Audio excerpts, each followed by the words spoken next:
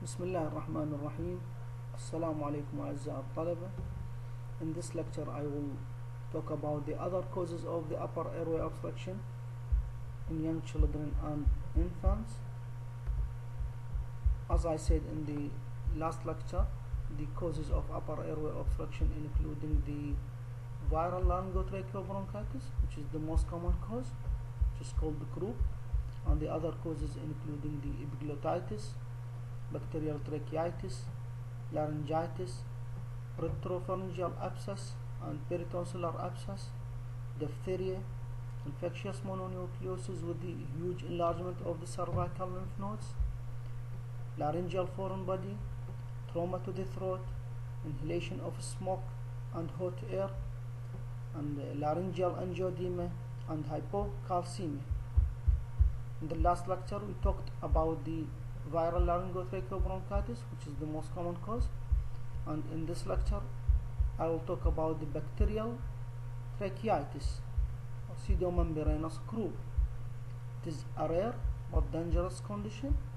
It is similar to the severe viral croup, but the child has a high fever, toxic appearance, and rapid progressive airway obstruction with copious thick airway secretion. So there is a copious thick airway secretion in a case of bacterial tracheitis. Bacterial tracheitis, it is caused by Staphylococcus aureus. So the etiology is bacterial microorganism called Staphylococcus aureus, and the treatment is by intravenous antibiotic because it is a bacterial condition, and intubation with ventilation if required. Other important serious condition of upper airway obstruction in children is the epiglottitis. Epiglottitis, it is a serious fatal condition, and this little boy unfortunately has an epiglottitis and he looks very ill. This picture showing the site of the position of the epiglottis. Epiglottitis, it is inflammation of the epiglottis. This is the site of the epiglottis in relation to the adjacent structures. This is the tongue, the oral cavity, nasal cavity, and this is the epiglottis. Below it there is a vocal cords, trachea, and this is the esophagus. So inflammation of the vocal cords and the below structures, it is called laryngitis, laryngotracheitis, or laryngotracheobronchitis, while inflammation of the structures above the vocal cords, it is called supraglottitis or epiglottitis. So this is the site of the epiglottis.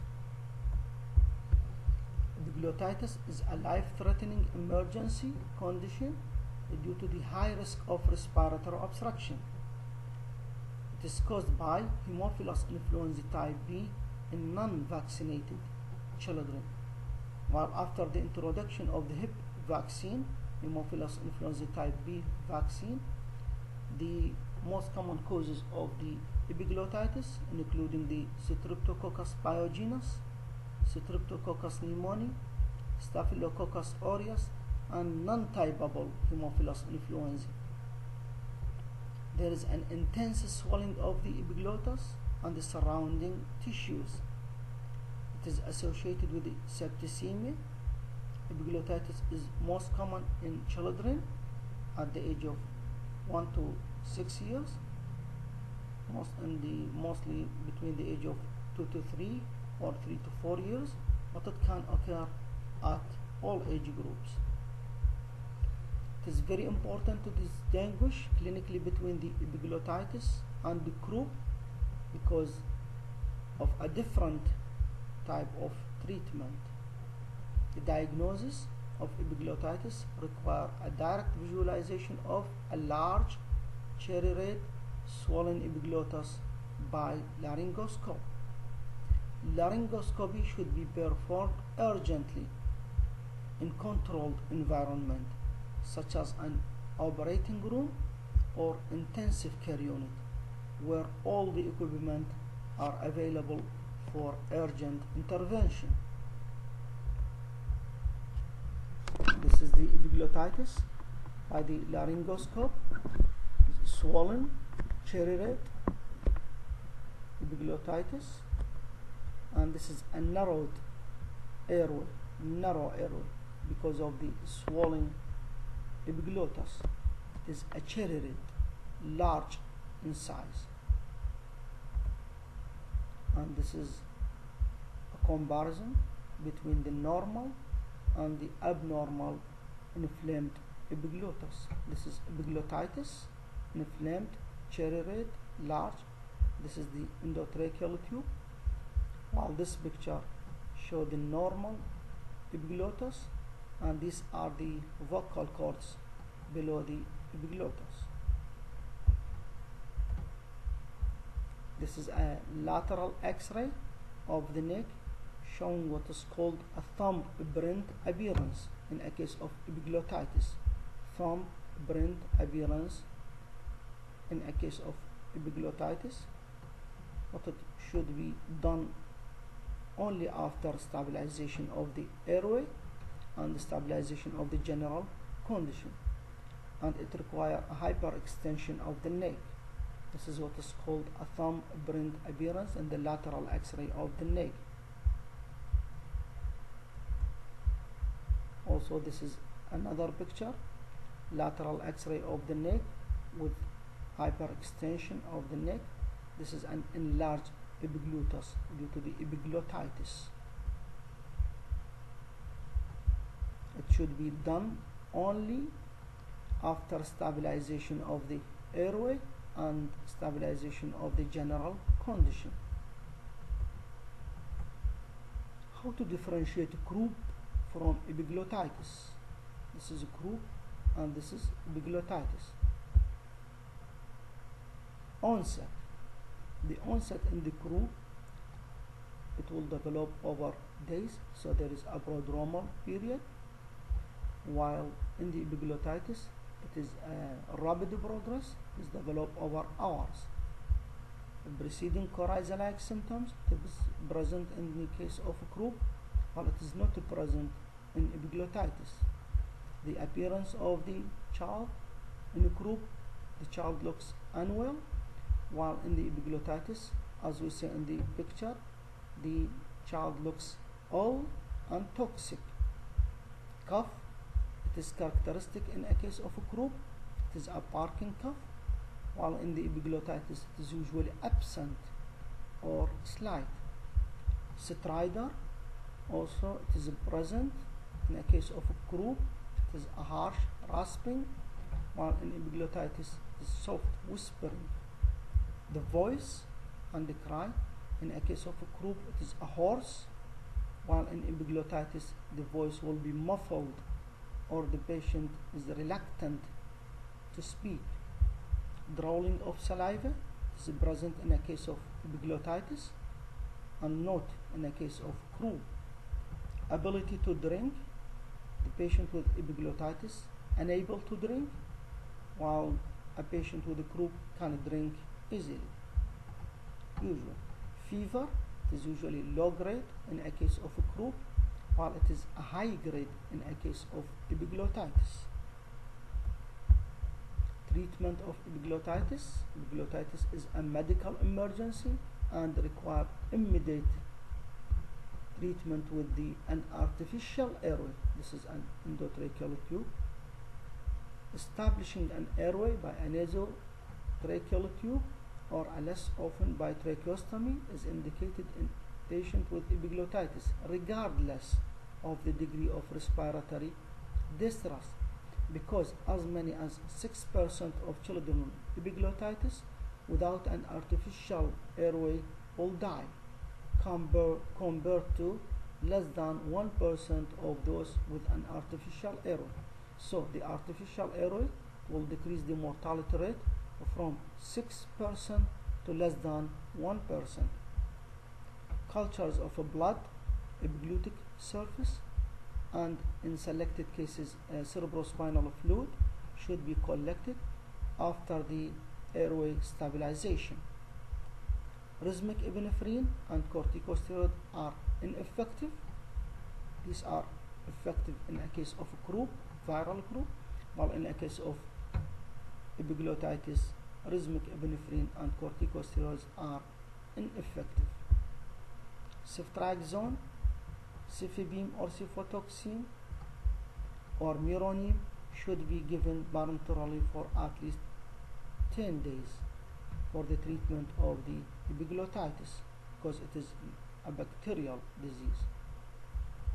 Chemoprophylaxis, rifampicin prophylaxis, a dose of 20 mg per kg orally once a day for 4 days. The maximum dose is 600 mg per day. It is given for a child within the home who is younger than 4 years of age and incompletely immunized. Also, it is given to a child younger than 12 months of age and has not completed the primary vaccination series. Also, it is given for the immune compromised individual in the home. This is a small girl about 4 to 5 years, presented with the few hours of high-grade fever, sore throat, drowning of the saliva, and she was diagnosed as a case of epiglottitis. So an endotracheal intubation, nasotracheal intubation was done for her and started with the antibiotic, and she doing very well after that. She's completely well. This picture summarizes the clinical features you have to assess in a patient with the signs and symptoms of upper respiratory tract obstruction. You have to look for the appearance of the child, whether he looks old, toxic, exhausted or not. You have to look for the level of consciousness, for the presence of cyanosis, drowning of the saliva, the voice, hoarse voice, barking cough if present, fever is present or not, stridor also. You have to look for the chest, for the sign of the respiratory distress. There is an subcostal recession, intercostal recession, suprasternal notch. You have to check the O2 saturation also. And these clinical conditions summarize the croup, epiglottitis, bacterial tracheitis, inhaled foreign body. This is a very important. You have to think about it, especially for the small children who are completely well while playing or eating. He has a choking and he suddenly cough with respiratory distress. So you have to think about the possibility of the foreign body inhalation. Laryngomalacia or congenital airway abnormality is chronic and recurrent condition associated with the stridor since birth, but it is usually a benign condition and it will resolve spontaneously with the age. Prognosis in general, the length of hospitalization and the mortality rate for cases of acute infections of upper airway obstruction increased as the infection extended to involve a greater portion of the respiratory tract, except in epiglottitis, in which the localized infection itself can prove to be fatal. Untreated epiglottitis has a mortality rate of 6%, untreated with endotracheal intubation. The mortality rate is about 6% and it will decrease to less than 1% when we use an endotracheal intubation. But if the diagnosis is made and appropriate treatment is initiated before the patient is moribund, the prognosis is excellent. The outcome of acute laryngotracheobronchitis, laryngitis, and the spasmodic group is also excellent. Children who need to be hospitalized for croup have somewhat increased bronchial reactivity compared with the normal children when tested several years later, but the significance is uncertain. And thank you for listening.